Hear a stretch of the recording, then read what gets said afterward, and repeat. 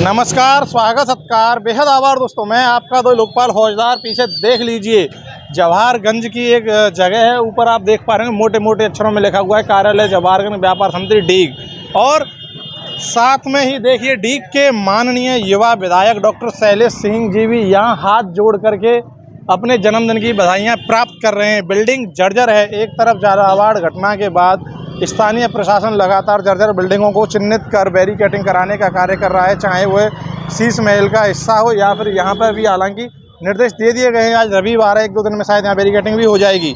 लेकिन सबसे बड़ा सवाल है कि यह बिल्डिंग जब इतने सालों से जर्जर है तो इसे खाली क्यों नहीं करवाया गया है? क्या प्रशासन घटना घटने के बाद में ही होश में आता है? कल की ही बात कर लीजिए, कल रात की बात कर लेते हैं तो भरतपुर में एक दर्दनाक हादसा हुआ है, जहां सड़क में गहरे गहरे गड्ढे हो रहे थे, जहां एक ट्रैक्टर पलट गया जिसमें माँ बेटे की मौत हो गई। ठीक ऐसा ही मामला है। आप देखिए सरिया इसकी पूरी निकल चुकी है, बिल्डिंग पूरी तरह से जर्जर हो चुकी है।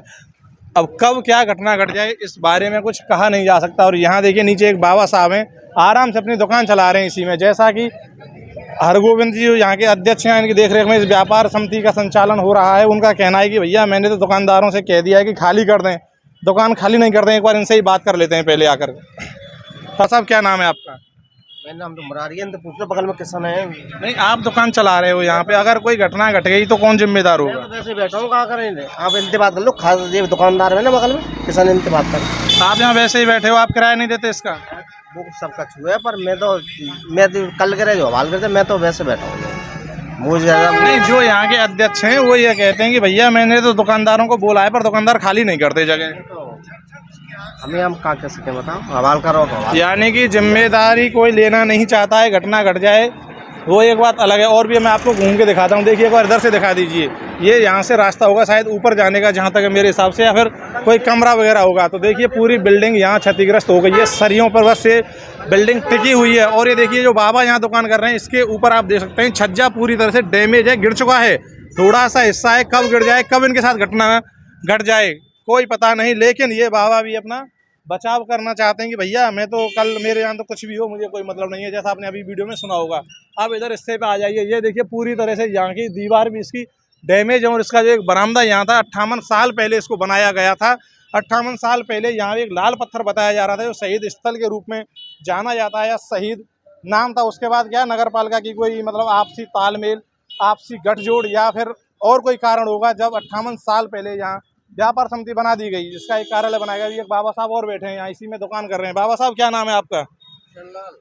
ये बिल्डिंग क्षतिग्रस्त है, आप दुकान कर रहे हो, कोई घटना घटेगी तो कौन जिम्मेदार होगा?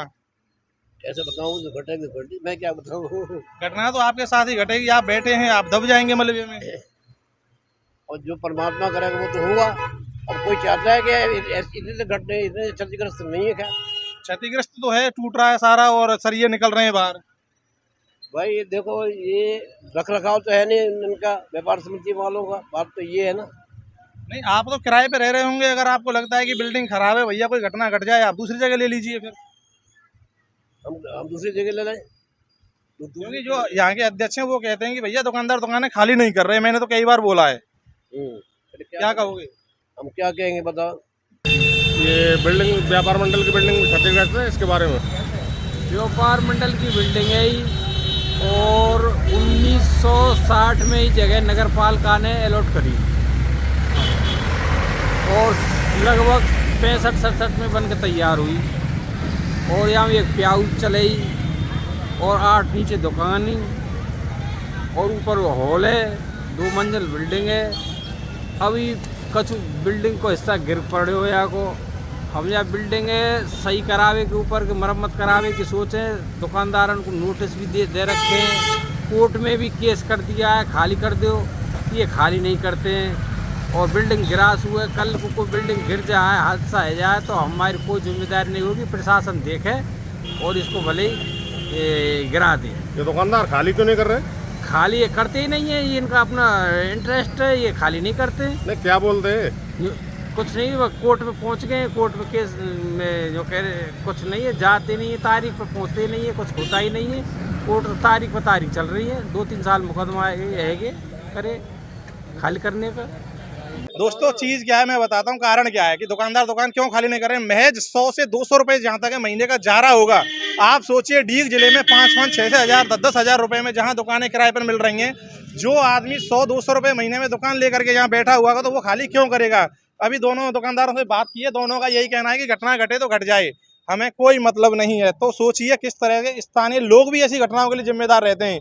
इसमें दोष लगता है तो प्रशासन को लगाया जाता है। और ये जो जहाँ पे मैं खड़ा हूँ, ये डीग का कभी ऐतिहासिक लक्ष्मण मंदिर था है और रहेगा, वो बात अलग है। लेकिन यहाँ पहले बता दें कि भैया परिक्रमा थी, जिसके बाद धीरे धीरे यहाँ बाजार इकट्ठा किया गया, अतिक्रमण करके लोगों ने दुकानें बना ली। ठीक है, ऐसा ही मंजर है। यहाँ पहले शहीद स्थल था, उसके बाद शहीद स्थल जो लाल पत्थर था उसे पता नहीं कहाँ दफन कर दिया, आज उसका नामो निशान मिट चुका है। नगर पालिका की सह पर अतिक्रमण किया गया था, जिसके चलते यहाँ दुकानें बनाई गई, बिल्डिंग जर्जर हो गई।